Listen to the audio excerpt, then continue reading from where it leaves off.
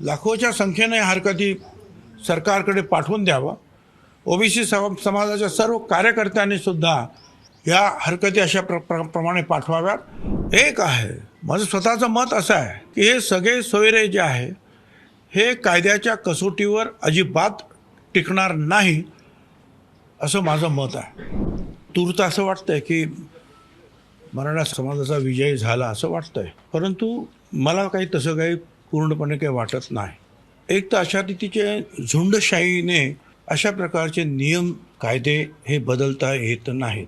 आम्ही सुद्धा शपथ घेताना आम्ही काम करू without any fear and favour, कोणाला न घाबरता आम्ही निर्णय घेऊ, कोणाला फेवर करणार नाही अशी शपथ आम्ही सगळे मंत्रिमंडळाने घेतलेली आहे। आता ही जी आहे ही एक सूचना आहे, नोटीस आहे, याचं रूपांतर नंतर होणार आहे। 16 फेब्रुवारीपर्यंत जे आहे त्याच्यावर हरकती मागवण्यात आलेल्या आहेत। महाराष्ट्रातील ओबीसी समाजाच्या आणि इतर समाजाचे जे वकील असतील, सुशिक्षित असतील, त्यांनी या सगळ्याचा अभ्यास करून या अशा प्रकारच्या हरकती ह्या ताबडतोब पाठवण्यासाठी प्रयत्न करावेत। लाखोच्या संख्येने हरकती सरकारकडे पाठवून द्यावा। ओबीसी समाजाच्या सर्व कार्यकर्त्यांनी सुद्धा या हरकती अशा प्रमाणे पाठवाव्यात की जेणेकरून सरकारला सुद्धा लक्षात येईल की याची एक दुसरीसुद्धा बाजू आहे आणि दुसरंसुद्धा काही लोकांचं मत आहे। माझी विनंती आहे त्या सगळ्यांना की नुसतं जे आहे एकमेकावर ढकलून किंवा चर्चा करून होणार नाही, तर प्रत्यक्ष कृती करावी लागेल। तुम्हाला याच्यावर हरकती घ्याव्या लागतील आणि आम्ही त्या हरकती आमच्या समता परिषदेच्या याच्यामध्ये तर त्याबद्दल आम्ही निश्चितपणे विचार करून योग्य प्रकारेच्या पुढची आम्ही कारवाई करू। एक आहे माझं स्वतःचं मत असं आहे की हे सगळे सोयरे जे आहे हे कायद्याच्या कसोटीवर अजिबात टिकणार नाही असं माझं मत आहे। यामध्ये मराठा समाजाला सुद्धा मला त्यांच्या निदर्शनास आणून द्यायचं आहे। हे ठीक आहे की तुम्ही ओबीसीच्या 17, 18, 19% जे काय आरक्षण शिल्लक राहिलं आहे त्याच्यामध्ये येण्याचा आनंद तुम्हाला मिळतोय, तुम्ही जिंकलात असं तुम्हाला वाटतंय, पण तुम्ही दुसरी एक बाजू लक्षात घ्या, या 17% आता जवळजवळ 80-85% लोक येतील। म्हणजे शेड्यूल कास्ट, शेड्यूल ट्राईब तर वेगळे आहेत, पण हे 54% आणि तुम्ही 20% जरी म्हटला तरी ते 75% हे सगळे जे आहेत एकाच ठिकाणी येते। EWS खाली तुम्हाला आतापर्यंत जे केवळ 10% आरक्षण तुम्हाला मिळत होतं की ज्याच्यामध्ये 85% आरक्षण, त्या 10%मधलं 85% आरक्षण मराठा समाजाला मिळत होतं, ते आता यापुढे मिळणार नाही। ओपनमध्ये जे उरलेले 40% होतं त्याच्यामध्ये तुम्हाला परत आरक्षण मिळत होतं, ते सुद्धा तुम्हाला आता मिळणार नाही। म्हणजे एकूण 50% तुम्ही खेळत होता, 10% EWS आणि उरलेले 40%, या 50% तुम्हाला संधी होती, ती संधी गमावून तुम्ही, आणि तिथे दुसरं कोणच नाही आहेत त्या 50% शेड्यूल कास्ट नाही, शेड्यूल ट्राईब नाही, ओबीसी नाही, जवळजवळ 74% समाज हा तिथे नाहीच।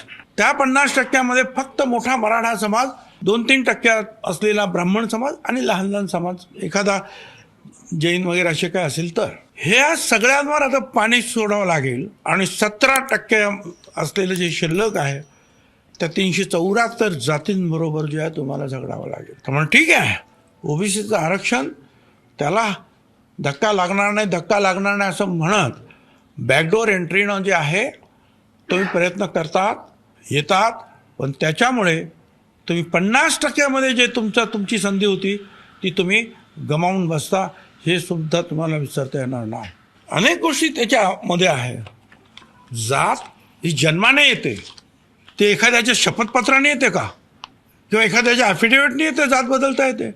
जात मुळात जन्मानं माणसाला मिळत असते। म्हणून जर असेल तर कोणी म्हणत असेल की आम्ही 100 रुपयाचं पत्र देऊ किंवा असंच पत्र देऊ आणि आमची जात झाली, अजिबात हे होणार नाही, हे कायद्याच्या विरुद्ध होईल। आणि पुढे हे सगळेच जर असे नियम सगळ्यांनाच लावायचे तसं जर म्हटलं, दलित, आदिवासी यांना सुद्धा, मग काय होईल?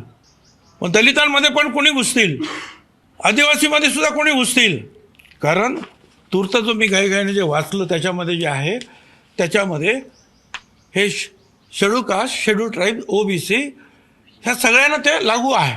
मग मला दलित समाजाच्या नेत्यांना सुद्धा, आदिवासी समाजाच्या नेत्यांना सुद्धा विचारायचं आहे की याचा काय पुढे काय होणार.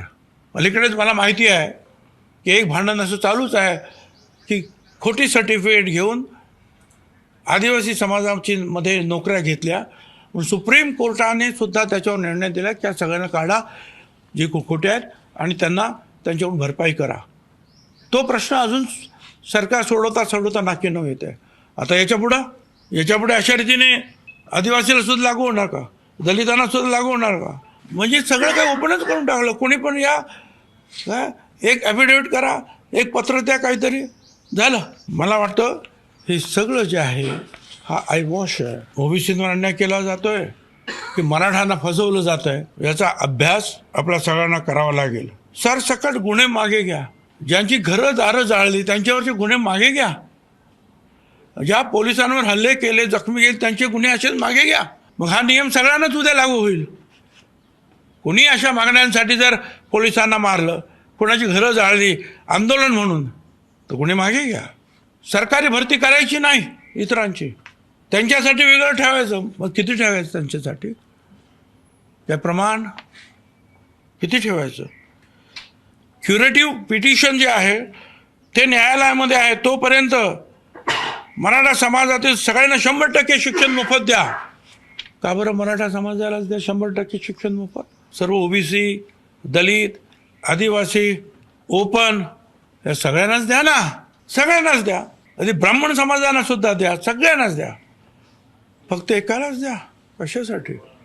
या संदर्भामध्ये मी उद्या 5 वाजता B6 सिद्धगड हे जे माझं सरकारी निवासस्थान आहे त्या ठिकाणी या संदर्भातील ते ओबीसी असतील, दलित आदिवासींना सुद्धा त्यांचे सुद्धा नेते येऊ शकतात. पण विशेषतः ओबीसी नेते ते कुठल्याही पक्षाचे असतील किंवा पक्षाचे नसतील, कुठल्या संघटनेचे असतील किंवा नसतील, त्यांनी कृपया पक्षाचा किंवा इतर संघटनेचा अभिनिवेश सोडून या कामासाठी कृपया उद्या 5 वाजता B6 सिद्धगड बंगला जो आहे त्याच्यावर यावं. आपण चर्चा करूया. याच्यामध्ये कुठल्याही पक्षाला कमी लेखण्याचा, जास्त लेखण्याचा असा प्रयत्न नाही. केवळ ओबीसी आणि ओबीसी या विषयावर आणि ह्या सगळे जे काही चाललेलं आहे याच्यावर पुढची काय कारवाई आपण करायची, काय स्टेप्स घ्यायचे आहे, काय वकिलांशी आम्ही अजूनही चर्चा करणार आहोत. आणि त्या संदर्भामध्ये मग आम्ही जो आहे उद्या एकत्रित बसून पुढचा निर्णय घेऊ. या संदर्भात कोर्टात लढाई लढण्याची काही आपली तयारी आहे? कोर्टात ज्या वेळेला हरकती वगैरे आपण देऊ त्याच्यानंतर सुद्धा अशा प्रकारचा जर हे नोटिफिकेशन जर झालं, हा ड्राफ्ट आहे, हा अध्यादेश तर नाहीच, हा नोटिफिकेशनचा एक मसुदा आहे. अध्यादेश या कसला अध्यादेश? हा अध्यादेश नाही, हा नोटिफिकेशनचा एक मसुदा आहे.